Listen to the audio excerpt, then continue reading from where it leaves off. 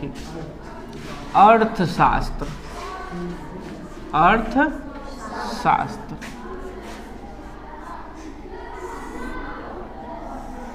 अर्थ में होता है रुपया और शास्त्र मतलब पुस्तक, नहीं कोई भी किताब को पुस्तक को शास्त्र कहा जाता है।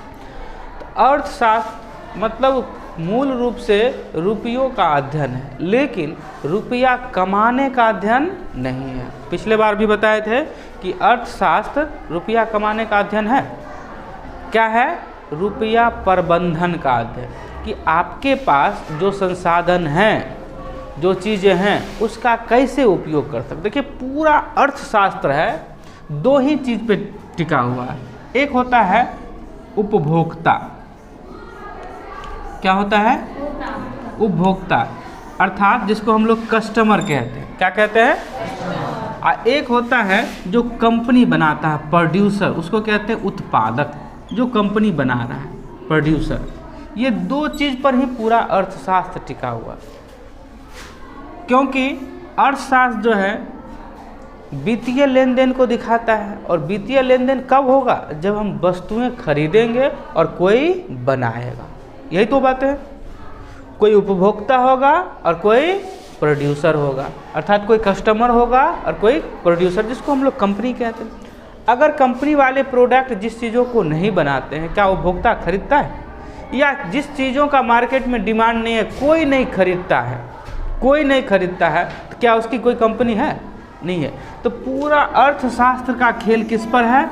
उपभोक्ता और उत्पादक। ठीक है।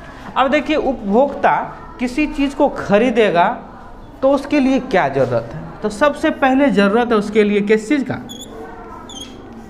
तो इंग्लिश लिख दिए नहीं, मनी मतलब रुपये पैसे का। नहीं, आपके पास रुपया पैसा रहेगा तब ना खरीदेंगे। सबसे प्राइम जरूरी है कि मार्केट में लाखों सामान है, करोड़ों सामान है, लेकिन अगर आपके पास पैसा नहीं है तो क्या कोई सामान को खरीद पाएंगे?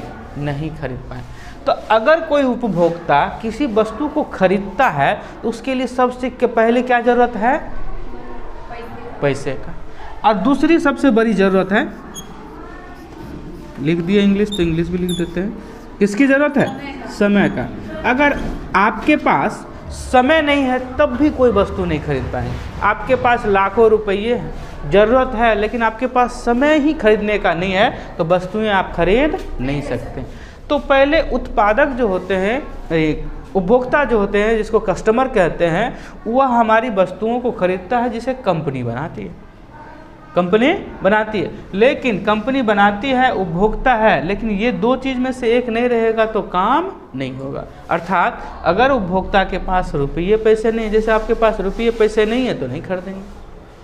अब जैसे ही रुपया आया, इसका तो मैनेजमेंट समझना पड़ेगा ना। देखिएगा कुछ लोग होते हैं कि 100 रुपया लेके मार्केट जाते हैं, सब्जी खरीदने जाते हैं और बहुत सारी चीज़ों को एडजस्ट करके खरीद लेते हैं। अब कोई लोग जाता है 100 रुपया लेके, अभी जैसे महंगा है सब्जी, 2 किलो घिउरा लेके चला आएगा, 100 रुपया खत्म। 50 रुपये घिउरा है, 50 रुपये परवल है, 60 रुपये, 100 रुपया में 2 किलो लेके चला आएगा। उसका मैनेजमेंट सही हुआ? कहने का मतलब है कि अब जब सब्जी खरीदने जाते हैं, सब्जियों का मूल्य बहुत बढ़ा हुआ है, तो आधा किलो घिउरा लेंगे, आधा किलो परवल लेंगे, आधा किलो भिंडी लेंगे, थोड़ा टमाटर लेंगे, थोड़ा मैनेजमेंट करेंगे। उसी 100 रुपया का प्रबंधन करना है, नहीं करना है। तो ये पैसा का प्रबंधन हमें अर्थशास्त्र सिखाता है। ये बात समझ में कि अगर कोई प्रोडक्ट मार्केट में उपलब्ध है, उसके उपभोक्ता हैं, तो उपभोक्ता के पास ये दो चीज़ों का होना आवश्यक है। आप मार्केट गए, आपके पास समय ये नहीं है, क्या खरीद पाएंगे? नहीं खरीद। तो टाइम मैनेजमेंट भी बहुत मायने रखता है। तो ये उपभोक्ता के लिए ज़रूरत है। अब उत्पादक के लिए क्या ज़रूरत है? उत्पादक के लिए आप लोग को पढ़ाए हुए कि कोई भी कंपनी एस्टेब्लिश करती है तो उसके लिए 4 बातें मुख्य रूप से निर्भर करती हैं। कोई भी प्रोडक्ट बनता है तो उसके लिए कितनी बातें? 4। सबसे पहले उसे क्या होना चाहिए? भूमि होना चाहिए, लैंड होना चाहिए। उसके पास भूमि होगा, जगह हो, तभी ना कंपनी एस्टेब्लिश करेगा। दूसरा क्या बताए थे कि पूंजी होना चाहिए, कैपिटल होना चाहिए, नहीं होना चाहिए। और तीसरा क्या बताए थे? श्रम होना चाहिए, श्रमिक जिसको कह सकते हैं, क्योंकि कंपनी जब चलाइएगा तो अकेले का काम श्रमिक नहीं, हाँ ये ठीक, श्रमिक होना चाहिए। नहीं, तो श्रमिक, और चौथा क्या है, संस्थान होना चाहिए, जिसको क्या कहते हैं, संगठन। अर्थात कंपनी जब भी आप चलाते हैं तो ये 4 चीज़ का होना ज़रूरत है। अगर कोई कंपनी के लिए आपको ज़मीनें नहीं है तो कहाँ मशीन एस्टेब्लिश करेंगे, कहाँ कारखाना लगाएंगे? 1-2 चीज़ तो नहीं है, पाव रोटी तो नहीं है कि गमला में भी ऐसे बना के सेक लेंगे, होटल तो नहीं है कि 2। कंपनी का मतलब होता है कि बृहत स्तर पे काम करना है। और गणना भी जब भी आप पढ़ते हैं तो किसकी गणना होती है, जो बृहत स्तर पे काम कर रहा है। कान सर जी की गणना होती है, नहीं होती है? हम लोग बृहत स्तर पे नहीं काम करते, हम लोग की कोई गणना है नहीं है, उनको इंटरनेशनल लेवल पे लोग जानता है। तो गणना कब होगा, जब लेवल आपका हाई होगा। तो उसी प्रकार से कंपनी जब एस्टेब्लिश करेगी तो बृहत स्तर पर होगा, तभी गणना होगा। और गांव में एक आप छोटा मोटा फैक्ट्री लगा लेते हैं और चाय, फैक्ट्री मतलब दुकान खोल लेते हैं, चाय बना के लोगों को चाय बना के पिला देते हैं, रोटी चपाती सब्जी बना के खिला देते हैं। आप भी तो कुछ प्रोडक्ट बना रहे हैं, लेकिन उसका बृहत उपयोग है। अब वही देखिए, वही चिकन बना के KFC बेच रहा है, MBA चाय वाला पूरा चाय बेच रहा है, नहीं बेच रहा है? सुना है MBA चाय वाला के बारे में, सुना है ना? एक पटना की है ग्रेजुएट चाय वाली, नहीं चाय, तो वो बृहत स्तर पे काम कर रहा है तो लोग उसे जान रहा। कोई काम छोटा बड़ा नहीं होता है। आप लोग में से किसी को कहेंगे कि बाल काटने का काम करिएगा, कहिएगा नहीं। अगर कोई बाल काटता है, बाल काटना है किसको कहते हैं, ठाकुर, नाई। और कोई का नाई का काम करता है तो उसको बड़ा इंसल्ट, स्कूल अभी दुकान खोले हुए मैसारी चौक पर, यहाँ नाई का काम करता है और स्कूल आता है तो उसको इंसल्ट फील होता है।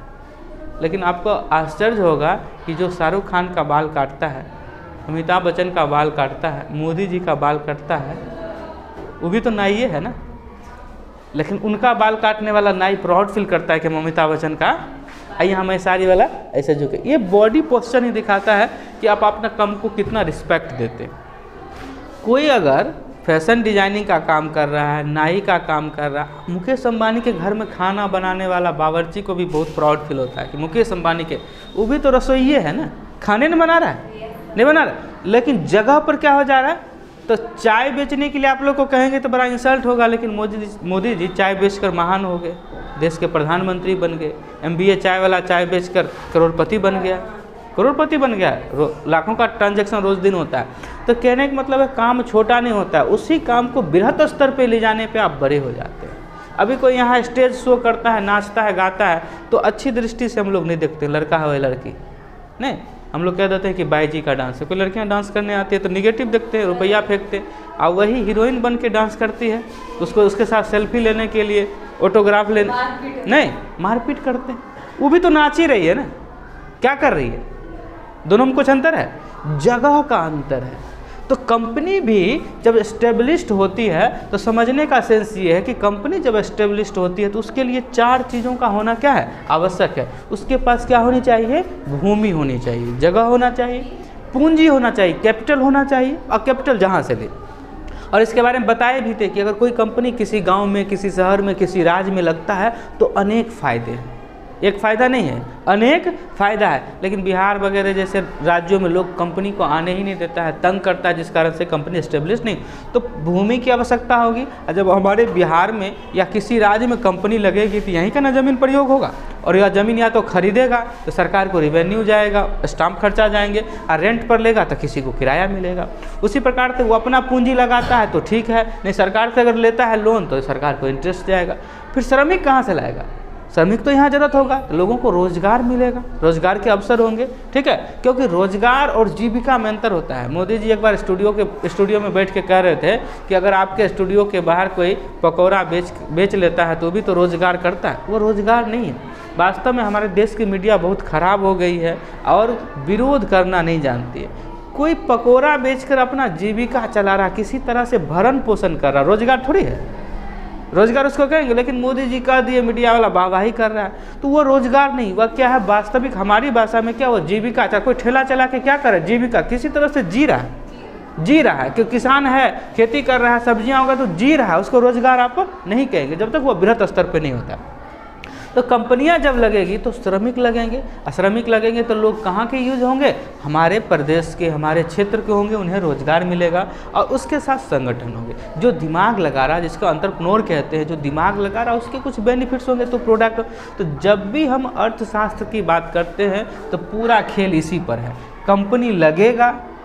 कंपनी लगेगा तो इसकी आवश्यकता होगी और उपभोक्ता होगा तो इसकी आवश्यकता। उसी को समझना है कि अधिक कंपनियां लगती है, अधिक सामान बिकते हैं, महंगाई हो जाती है तो क्या होती है, इस सारी चीज़ों को। और इसमें आपको ये भी बताए हुए थे कि एडम स्मिथ को अर्थशास्त्र का जनक कहा जाता है। नहीं कहा, ये सब बताए हुए थे, एडम स्मिथ को अर्थशास्त्र का जनक कहा जाता है। उन्होंने ही सबसे पहले एक बुक लिखा था जिसका नाम था वेल्थ ऑफ नेशन।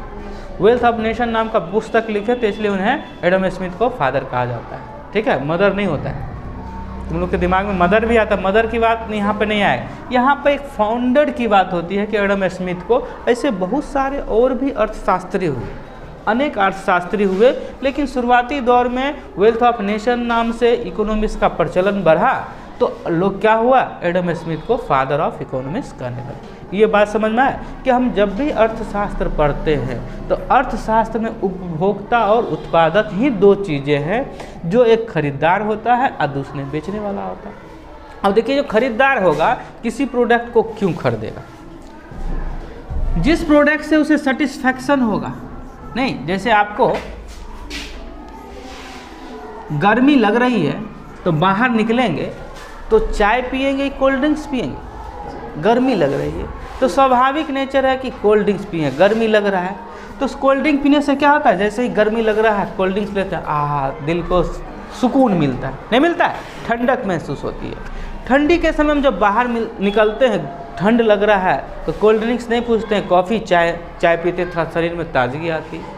क्यों, सेटिस्फैक्शन के लिए, संतुष्टि के लिए। तो उपभोक्ता किसी प्रोडक्ट को तभी खरीदेगा जब उसे खरीद कर उसे संतुष्टि मिलेगी, किसी न किसी प्रकार से उसे आनंद होगा। जैसे आप कपड़े क्यों खरीदेंगे, अब जैसे यहाँ आए, नहीं यहाँ आए तो एक नॉर्मल शर्ट पहन के चले आए, लेकिन शादी में जाते हैं तो कोट पैंट पहनते, थोड़ा मेरा भी टसन हो, लोग हमारी तरफ भी देखे, नहीं स्मार्ट लगे, यही ना होता है। लड़कियां भी मान लीजिए कभी तुरंत ही कहते हैं कितना मेकअप क्यों चढ़ाती है, कि लोग हमारी तरफ देखे, सबका उद्देश्य होता है।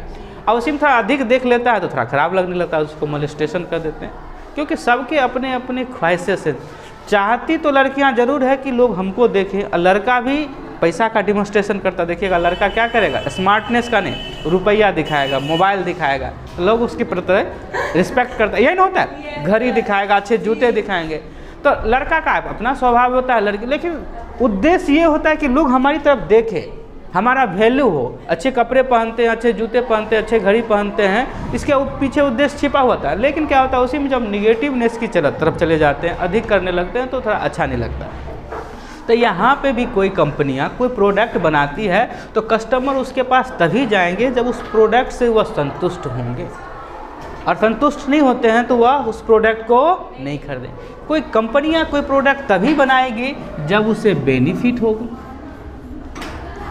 अगर उसे लाभ नहीं होता है तो कोई कंपनियां कोई प्रोडक्ट बनाएगी?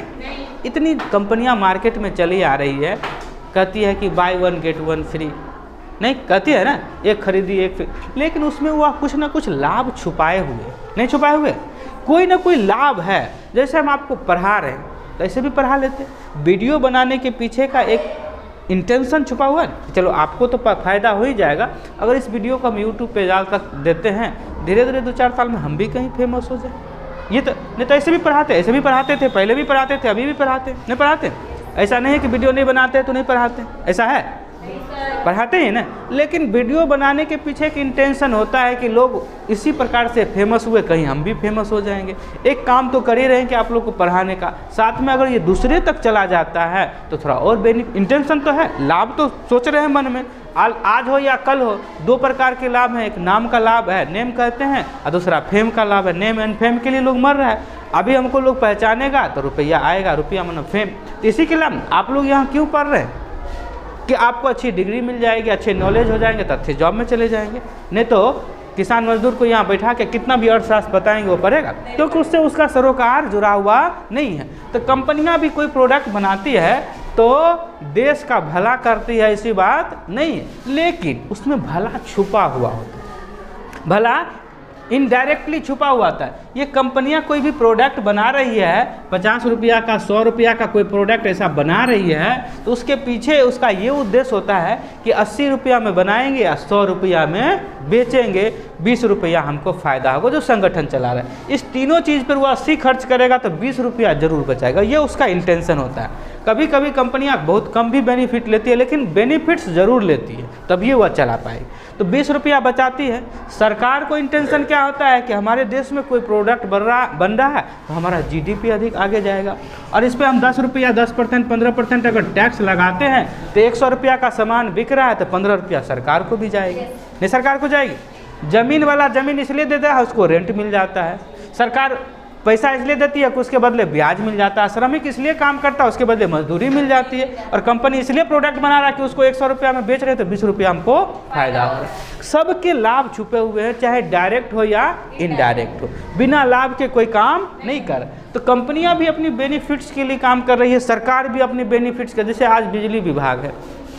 बिजली विभाग है, आपको बिजली क्यों देती है? क्योंकि उसका रेंट है, उसके में उसको फ़ायदा होता है। आप बिजली उपयोग ये करते हैं कि हमारा लाइफ थोड़ा कंफर्ट हो। गर्मी में पंखा चलाते हैं, एसी चलाते हैं तो अच्छा महसूस होता है, जिसको कह रहे हैं क्या, सेटिस्फैक्शन, संतुष्टि। अब एसी चला के आपको सुकून नहीं मिल रहा है तो एसी नहीं चलाइएगा। पंखा चला के आपको सुकून नहीं मिल रहा है, ठंडा में कहाँ कोई पंखा चला लेता है, सुकून नहीं मिल रहा है। तो जब भी हम कोई काम करते हैं तो अपने सेटिस्फैक्शन के लिए ही करते हैं। और कंपनियाँ जब भी काम करती है तो किसके लिए करती है? अपने बेनिफिट्स के लिए ही काम करती है। इसलिए सारा चीज़ प्राइवेट हो जाएगा तो फिर जन कल्याण की बात नहीं है। अब इस बीच में आती है गवर्नमेंट। क्या आती है? गवर्नमेंट, जिसको हम लोग कहते हैं सरकार। सरकार का काम होता है जन कल्याण। क्या होता है? जन कल्याण। क्योंकि आप जिसे चुनकर भेजते हैं उससे ये आप उम्मीद रखते हैं कि वह हमारे समाज का क्या करे, भला करे, या उम्मीद रखते हैं ना। किसी नेता को चुनकर, भले ही वह करे ना करे, आजकल के नेता तो सब वैसे ही हो गए। 5 साल के बाद क्या कहते हैं वो, भदवारी मेढक नहीं, 5 साल पे जैसे बरसात के समय में मेढक दिखता है, उसी प्रकार से 5 साल के बाद नेता दिखते हैं, बीच में गायब हो जाते हैं। खोजने भी जाइए तो मिलवे नहीं करते हैं, पहचानवे नहीं करते हैं। और जब वोट का रहेगा तो हाँ भाई जी, हाँ चाचा जी, हाँ माता जी, हाँ बहन जी, आप तो एकदम पहचानते हैं। और नामों पता कर लेता है, जिसके घर जाना रहता है घर पे जाके बैठ के खा भी लेगा, जो खिलाइएगा खा लेगा, जो कुर्सी दीजिएगा। आप वहाँ जाइएगा जब जीत जाता है तो पहचानते भी नहीं, वो दूसरी बात है। लेकिन उद्देश्य ये होता है कि हमारा कल्याण हो, हमारे समाज का विकास हो। और सरकार के पास जो पैसे आते हैं इसी दोनों बीच की कड़ी का टैक्स आता है। अभी तुरंत बताया जो टैक्स 15 रुपया गवर्नमेंट का जाता है, और इसमें सरकार अपना लूटती भी है और जन कल्याण भी कराती है। सड़कें भी बनाती है, विद्यालय भी बनाती है, शिक्षकों का पेमेंट, बैंक कर्मियों का पेमेंट, या रेलवे है, या एसएससी है, या डीएम है, एसपी है, प्रशासनिक विभाग है, सबका पेमेंट भी करती है। तो उद्देश्य जो छुपा हुआ है कहीं ना कहीं सबके अपने अपने बेनिफिट्स के लिए। लेकिन हम जब सरकार को चुनते हैं तो उसका उद्देश्य ये क्या होता है? जन कल्याण होता है। तो ये एक कड़ी के रूप में जुड़ा हुआ है। किसके रूप में? कड़ी के रूप में। कड़ी एक दूसरे से, जैसे मान लीजिए थोड़ा देर के लिए कोई व्यक्ति 1 लाख रुपया महीना कमाता है तो सीधे नज़र में लगता है कि 1 लाख का कमा रहा है, वो पैसा वाला आदमी हो गया। क्या उससे आपको ईर्ष्या घृणा करना चाहिए? नहीं करना चाहिए। क्योंकि 1 लाख रुपया कमा रहा है और आप 10,000 का महीना कमा रहे हैं, तो आप जो 10,000 का महीना कमा रहे हैं और आपको सरकार की तरफ से क्या मिल रहा है? गेहूं मिल रहा है, चावल मिल रहा है। वो 1 लाख रुपया कमाने वाले के टैक्स का ही पैसा कहीं ना कहीं आ रहा है। मान लीजिए आपकी आमदनी साल में 1 लाख रुपया है, सालाना 1 लाख है आपके पिताजी का, तो सरकार आपको प्रोत्साहन के लिए देती है ना, गेहूं चावल देती है ना। ये गेहूं चावल का पैसा कहाँ से आता है? सरकार अपना खेत में उपजा के बांटता है? नहीं बांटता है। सरकार वह जो 1 लाख का महीना, 2 लाख का महीना बड़ी बड़ी कंपनियां जो चला रहा है, उससे जो टैक्स आ रहा है उसी के पैसे से जन कल्याण कर रही है। तो हम लोग समाज में रहते हैं और कोई अधिक कमाने लगता है तो स्वाभाविक रूप से ईर्ष्या करने लगते हैं। किसी को नौकरी हो जाती है तो ईर्ष्या करने लगते हैं। नहीं करने लगते? ये गलत है, क्योंकि उसके विकास में मेरा विकास जुड़ा हुआ है। कोई 1 लाख का महीना कमा रहा, 12 लाख हुआ, 5 लाख के ऊपर टैक्स लगता है, 7 लाख का वह टैक्स देगा।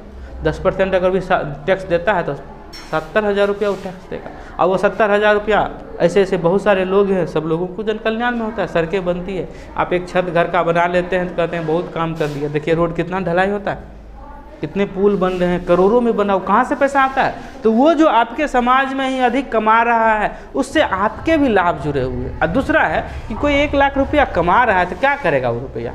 टैक्स तो देगा ही, 10% 15% जो भी टैक्स है तो उससे देगा ही। अब बचा 85,000 रुपया तो क्या करेगा? कुछ तो करेगा।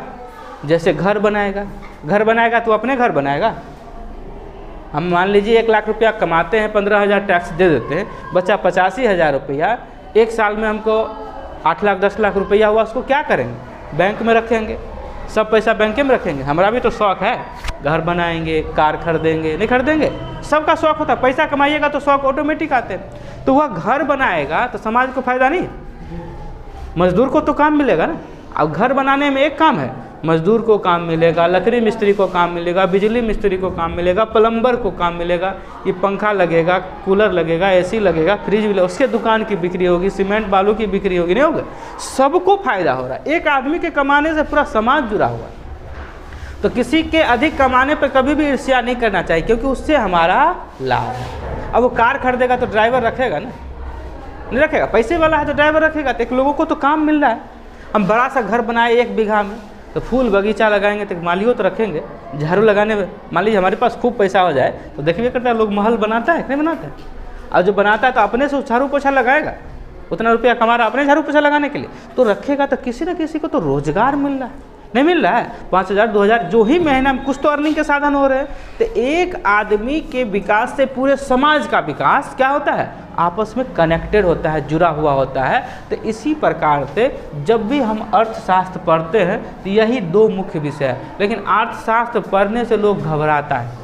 अर्थशास्त्र की समझ बचपन से ही होनी चाहिए, रुपये का प्रबंधन बचपन से ही होना चाहिए। अगर आप बचपन से सीख लेते हैं तो आने वाला समय जो होगा आपका कंफर्टेबल होगा। देखिएगा कुछ ऐसे परिवार होते हैं, कुछ ऐसे लड़कियां का स्पेशली देखिएगा, उसके पास कम भी कपड़े रहेंगे लेकिन वह इस प्रकार से एडजस्ट करके रखेगी कि कोई ओकेजन पर उसको अच्छे कपड़े पहन के बाहर। और कुछ ऐसा रहेगा नया खरीदाया पुराना खरीदाया उसको एकदम रगड़ के पहन रहा है। कुछ लड़के में भी होते हैं कि 1-2 सेट को बचा के रखते हैं। तो यह मैनेजमेंट ही कहलाता है। और अर्थशास्त्र हमें यही सिखाता है कि क्योंकि देखिए उत्पादन के लिए हमें वस्तुओं की आवश्यकता होती है, नहीं होती है? और संसाधन के बारे में आप लोग पढ़े हैं, संसाधन क्या होता है? सीमित है कि असीमित है?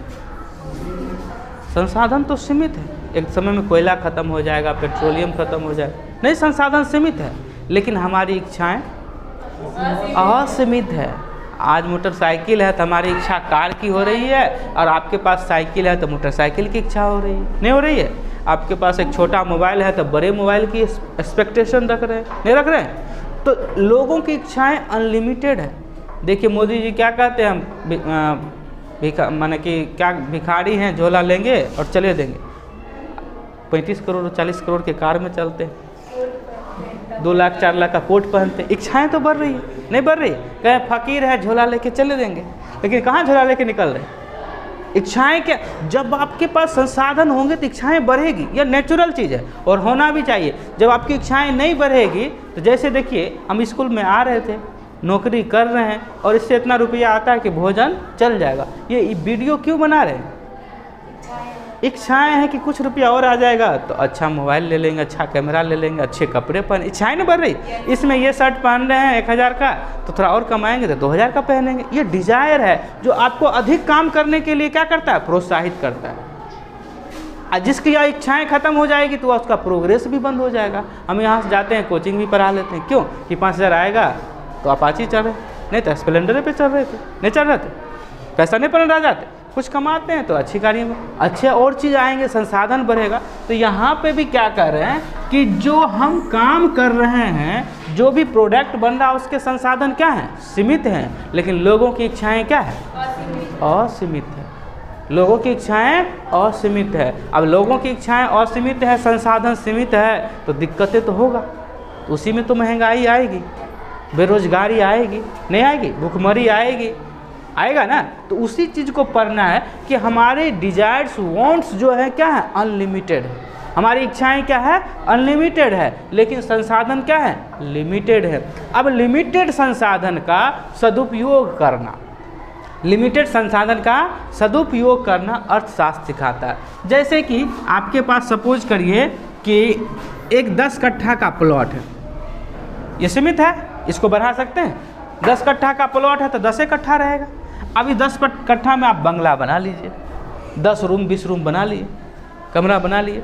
लेकिन अब इसी में मैनेजमेंट करेंगे तो 5 कट्ठा में एक तल्ला, आप पूरे 10 कट्ठा में एक तल्ला बनाए, 5 कट्ठा में या 4 कट्ठा में 2 तल्ला 3 तल्ला फ्लोर बना लिए। रूम तो उतना ही 10-15 जो हमारी ज़रूरत है वो तो हो जाएगा। और इस 5 कट्ठा में खेती कर सकते हैं, बागवानी कर सकते हैं, जो भी आपकी डिजायर्स है, नहीं कर सकते हैं। यही तो मैनेजमेंट है कि आपके पास 10 कट्ठा खेत है, इस पूरे 10 कट्ठा में मकान बना लेते हैं, या 5 कट्ठा में मकान बनाकर क्या कर लेते हैं, 5 कट्ठा को हम खेती कर लेते हैं, बागवानी कर लेते हैं। बात समझ में आ रहा है? खेती कर लेते तो इसमें तो हमारा डबल फायदा है ना, कि मकान भी बनाता। अब 2 फ्लोर बनाना संभव है, 3 फ्लोर बनाना संभव है, 5 फ्लोर बनाना संभव। शहर तो इसलिए विकास कर रहा है कि बड़ी बड़ी बिल्डिंगें बन रही है। आप पूरे गांव में जितना लोग रहते हैं उतना एक मकान में वहाँ रहते हैं, नहीं रहते हैं शहर में। 10 तल्ला 20 तल्ला बिल्डिंग है, अब एक फ्लोर में 5-5 परिवार है, 100 परिवार हो गया।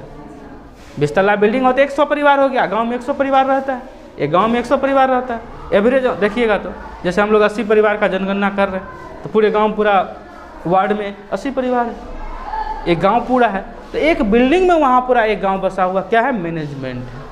तो हम लोग भी, रुपये आपके पास कम है, संसाधन कम है, उसका सदुपयोग कैसे किया जाए, यही अर्थशास्त्र। बात समझ में आया?